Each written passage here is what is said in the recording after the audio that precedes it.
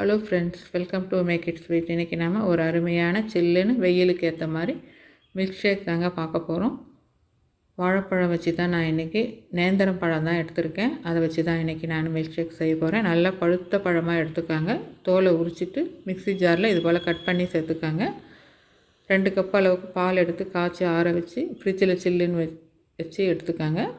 அப்படி இல்லைன்னா நீங்கள் பச்சை பாலே ஃப்ரிட்ஜில் வச்சு சில்லுன்னு எடுத்துக்காங்க. உங்கள் இனிப்புக்கு தகுந்த மாதிரி சர்க்கரை சேர்த்துக்கங்க. நான் 3 ஸ்பூன் சேர்த்துருக்கேன். கொஞ்சமாக பால் சேர்த்து அரைச்சிட்டு அதுக்கப்புறம் மீதி பாலை சேர்த்துக்கலாம்.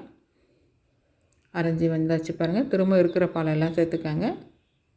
ஐஸ் க்யூப் இருந்தால் ஐஸ் க்யூப் சேர்த்துக்காங்க. நான் இப்போ கொஞ்சமாக தண்ணி தான் சேர்த்துக்க போகிறேன். ரொம்ப திக்காக இருக்கும், அதனால் கொஞ்சமாக தண்ணி சேர்த்துக்காங்க. சேர்த்து திரும்பவும் அரைச்சிக்காங்க.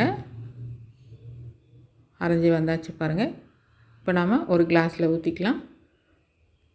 முந்திரி, பாதாம் எதுவாக இருந்தாலும் நம்ம விருப்பம்தான், இருந்தால் சேர்த்துக்காங்க, இல்லைன்னா பரவாயில்ல. இது கட் பண்ணி மேலே சேர்த்துக்கங்க. ரொம்ப அருமையாக இருக்கும். சூப்பராக ரெடி ஆகிடுச்சு பாருங்கள். வெயிலுக்கு இதமான வீட்டில் இருக்கிற பொருளை வச்சு மில்க் ஷேக் ஈஸியாக செஞ்சிடலாம். நீங்களும் இதே போலவே ட்ரை பண்ணி பாருங்கள்.